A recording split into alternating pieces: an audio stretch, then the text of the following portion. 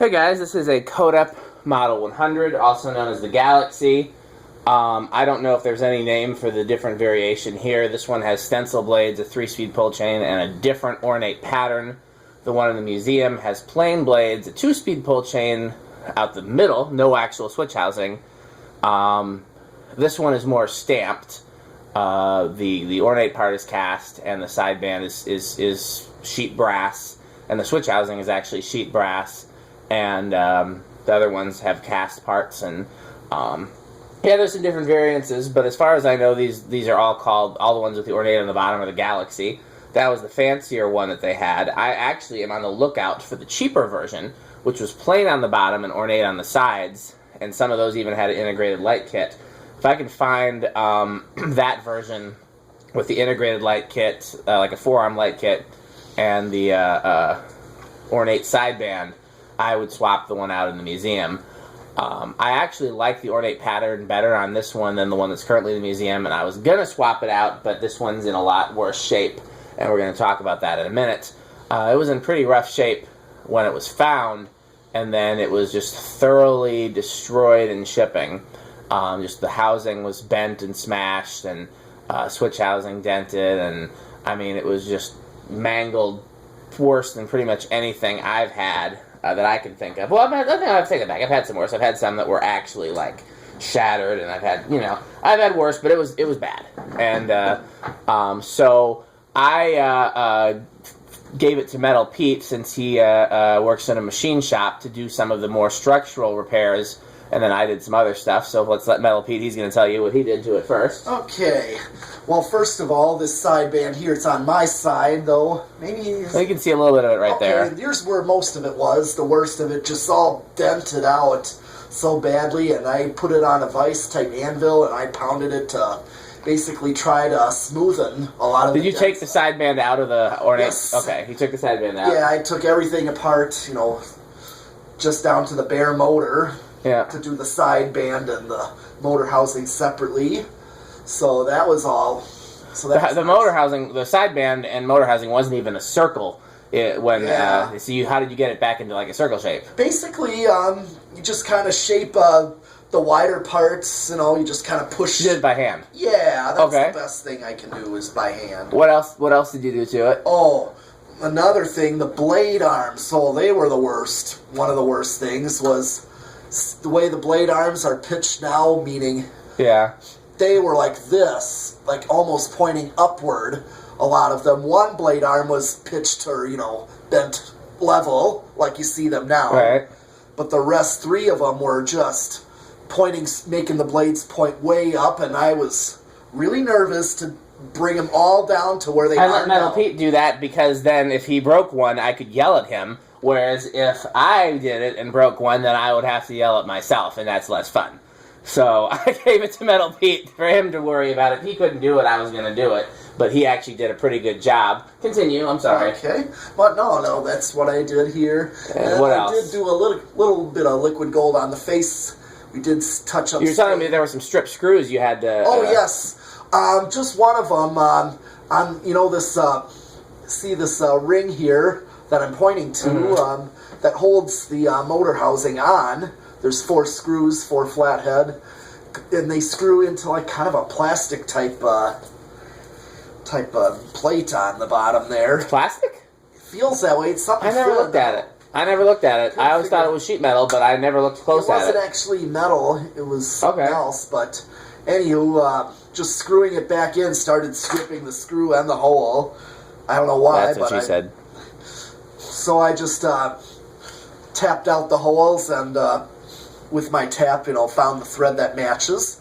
There's some things that every fan collector needs, in my opinion. An amp meter, a capacitance meter, really a multimeter and a separate capacitance meter. Yeah. A good set of tap and dies, and a good set of screw grippers. I can't remember what the actual official name is for them, but if you have a really badly stripped screw, you put them in your drill like a drill bit, and then you can get the, you know what I'm talking about? Yes, I do. Like it's a drill set. It's a drill bit set. Right. An extractor. Yes. I usually use those if the head snapped off. Exactly. And they're usually come with a left-handed drill bit. Yep. Standard drill bit. So everyone who's going to work on fans, in my opinion, you need all those things. You need a good soldering iron. Oh yeah, I got that. Yeah, that should just be standard tools, in my opinion, for anybody who's going to work on fans. I do not understand anybody who works on fans without those tools. Continue. And, well, I got it tapped out, and I replaced a screw that was really stripped or, bent the threads on the screw itself that I couldn't use, so I just found a matching screw. Home Depot's got them, any of them stores.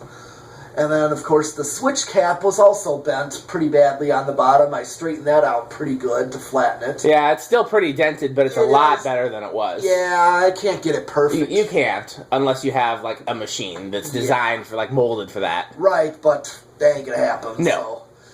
The other thing, I noticed the reverse switch itself was already one of them loose. It was broken. Metal Pete finished that work at his shop and then hung it to test it, and it did not work.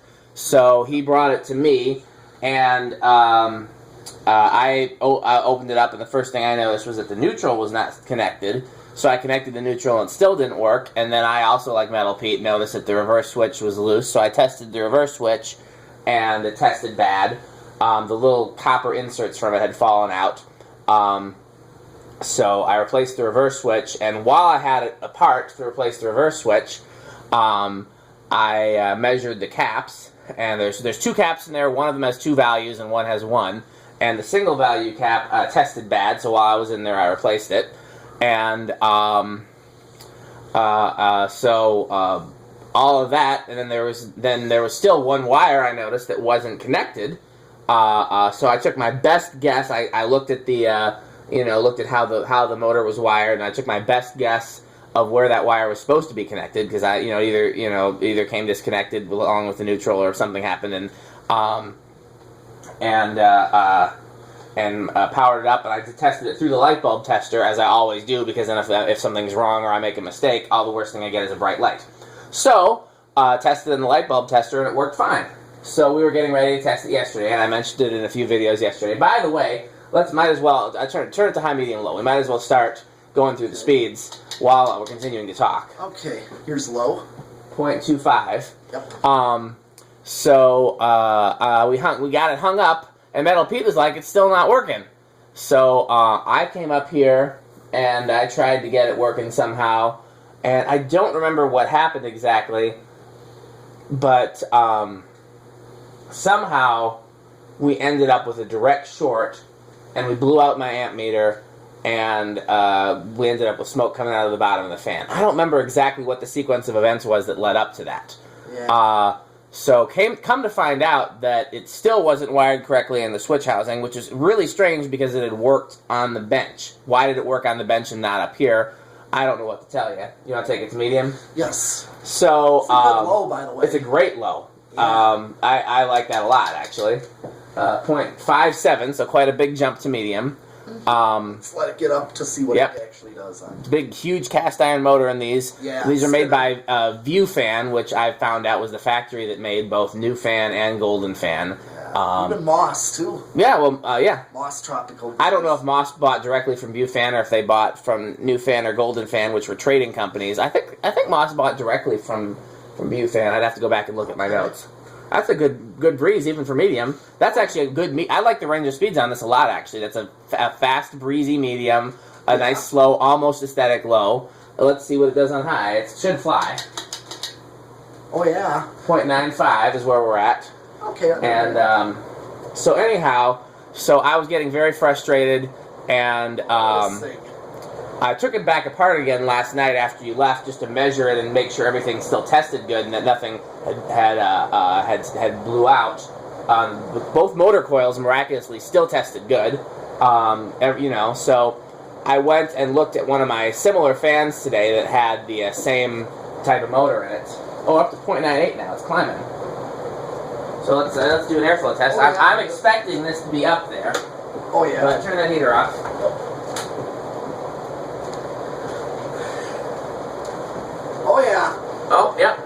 It's definitely in the high end of K55. Man, it almost moves as much air as an industrial. Close to like a Newtone Pro Line or an Airmaster. I'm pretty surprised at how much. I mean, it's more than your average. It's definitely the high end of the K55 category, or possibly even the low end of the industrial. Yeah, but not gold line. It's not quite gold line. Not quite, but what is? So 0.98 is where it's settled at. So I brought a similar motor over here today, and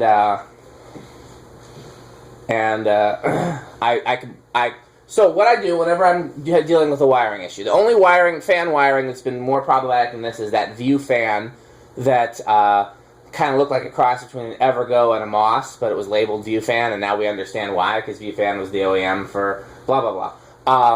That I ended up giving to Adam. I don't know if he's ever done a video of it. So that was the only one that's been more confusing for me to figure out the wiring of. That one I was here. I had no reference fan, and I was here like overnight trying to figure that one out. So what I do when I'm stumped is first of all, before you mess with anything, I did this. You take pictures of the wiring so you can look and see how it's hooked up, and you make notes. So I go in there and I'm like, okay, black from power supply goes to L of pull chain, or in this case, it was the L of the bottom stack of the pull chain because it was a double layer pull chain. White from supply goes to white reverse switch. White from motor goes to white from capacitor. I make notes. Are we on low? Yes, go for it. Low reverse. I want to hang this somewhere though. I mean, it can't be hung anywhere too fancy because it's just so beat up still. It's got all those dents in the side of the housing. So, but I want to hang it somewhere. And this would actually look really good with a 5 loop arm light kit on it. Or even 4, but it's got to have loop arms. Loop arms would be great on this. Oh, yeah. Something kind of fancy like that. And I don't know where it would go, though. Where it would be fancy enough for that. Like a foyer, like a formal foyer.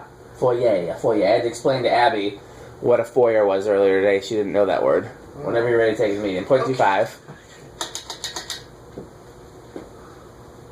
0.58. So yeah, whenever I'm stumped, like I said, I make notes, and then so I can see exactly how it's wired, and then I strip everything out. I disconnect everything. I remove the capacitors, the pull chains, the reverse switch, everything, and leaving just the wires from the motor.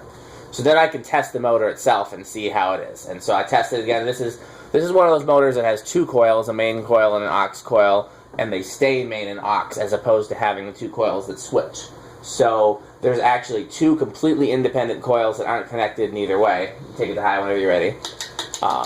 Unlike the K55 type motors where they have the 2 coils that are connected.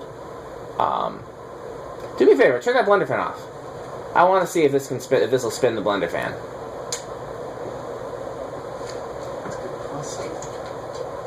Based on how powerful it is and the downrod height. I haven't done the blender fan test in a while because I've discovered that it was silly, but I was just in the mood. Nope. Oh well. Okay. I'm gonna let it spin down so I can finish my my talking about the wiring, and then we'll do the test. Okay.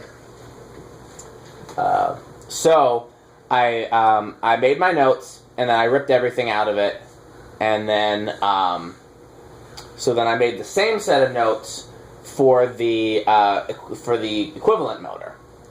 And so some of the colors were different, but the wiring was the same. And you could kind of look at it and tell that it was the same wiring, just using different colored wire. You get what I'm saying? Yeah. I think the brown and gray in the newer motor were white and black in the older motor, and so on and so forth. So I made my notes, and I ripped this one back down to just the bare wires. And then I wired it up according to my notes of how it was originally wired, which you may recall there were 2 things that weren't connected: the neutral and the one other wire, which was the black from one of the capacitors. And then I used my notes from the second motor to connect those 2. And then there was one other thing that was wired wrong. I don't remember what it was, but basically. I stripped it bare, and then combine the notes from the two motors and connected it together. And again, you always test it through the light bulb. And I lost my train of thought, so the story kind of trailed off there. But you get the idea. And yeah, that took pretty much forward. I made sure I couldn't remember which way was. That's forward. Oh, that was forward. It was forward. Was it? Yep. Yeah, now it's forward. Good. Okay. Yeah, it's got a sign on it that says reverse, but it's upside down. Yeah, I know. That's why I was confused there for a second. Yeah. Okay. Here is 1, 2, 3.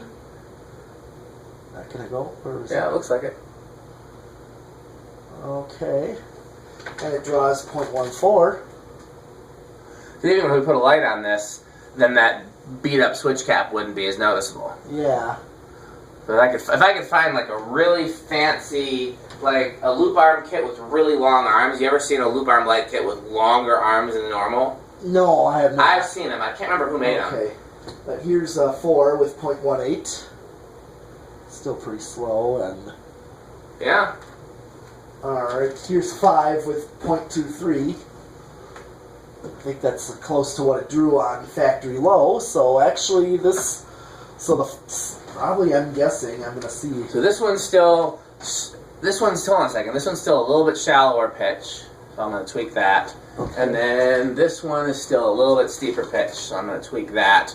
I did this a little bit before the video. Okay. Metal Pete did a good job of it, but they were not all the same pitch.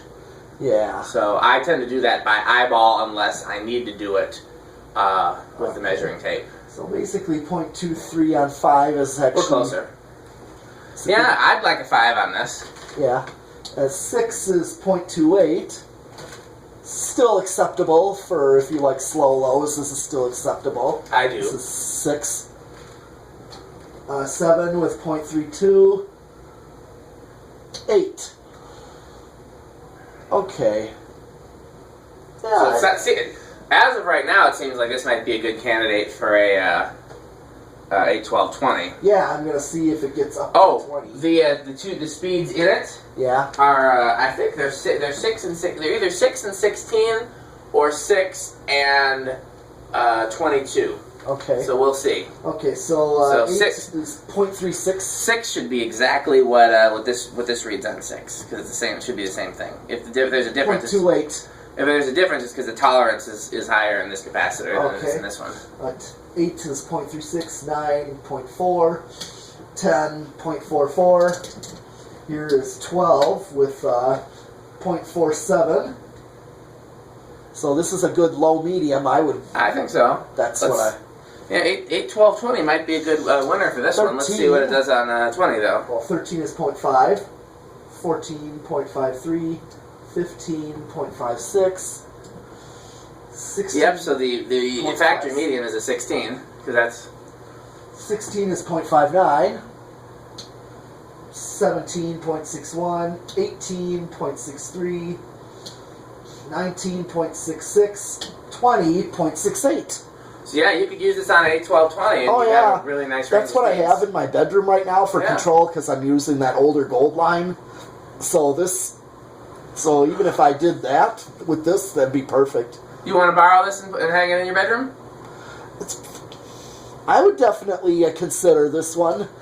He acts like I have to convince him to take fans. Well, maybe if you talk me into it, yeah, I'll take this really great fan that you're offering. Well, I'm pretty selective because of space. Yeah. That's why I can't just take anything in. I'm pretty selective because of space too. So I'm not gonna really take many Delta 2s in unless that was a little bit of a joke. I have a lot of space.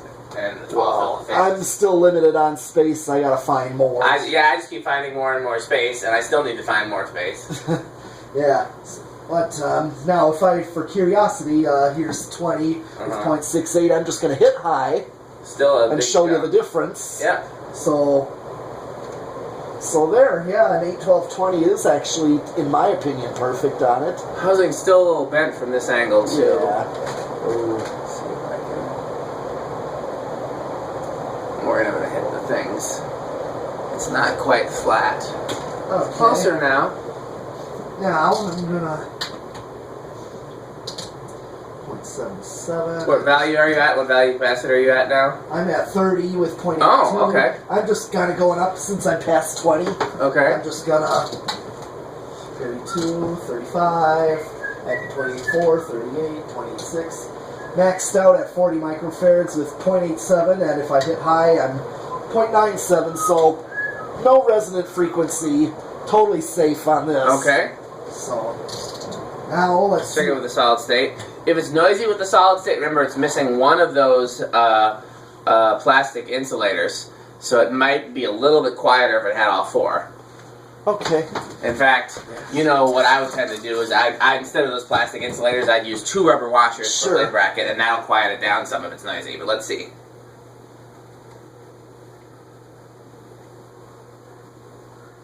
.19. Yeah, it's a little noisy. 0.3. So far, still pretty quiet, but I mean, it's not silent is what I mean to say. Sure. 0.38. 0.47. Yeah, not too bad. There's worse than this. Yeah. Definitely living room quiet. I'm not sure if it's bedroom quiet. Yeah. I've lost my gauge for that. Yeah. It's not bad, though. 0.58. I think it might even be bedroom quiet, honestly. Once you get fast with the whipping sound of the blades, then you're not going to really hear that motor. That's true. So these are such a strange design of top mount. That giant lower canopy and the blade arms that like do a semicircle, and they're a very fancy looking top mount. They got to be the fanciest top mount they made. 0.9, and then I'm just going to do 0.95 on solid state high. Okay. Let's see now. What is our 0 to high? Let's find out. We can do that with this, since it's a cast iron spinner motor. We sure can. Yeah. Here we go. I love stencil. Oh, I do. 0.92, and it's climbing. So this one is one of those motors that actually seems like it draws more current as it increases. Yeah, that's what I noticed. And I know it gets up to 0.98.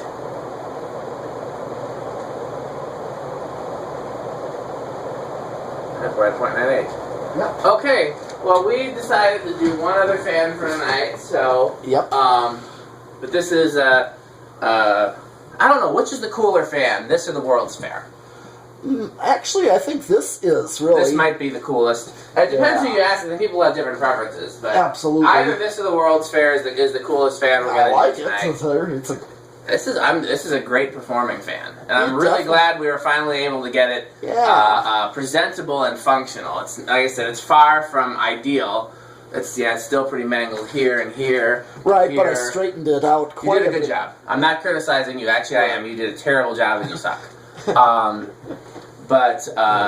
Yeah, it's something I could definitely hang it in like a restaurant, or I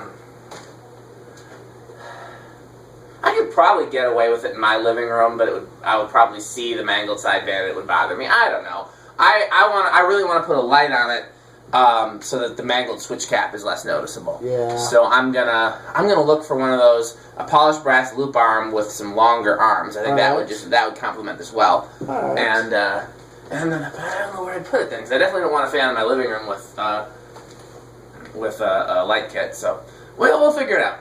Thanks for watching. Okay.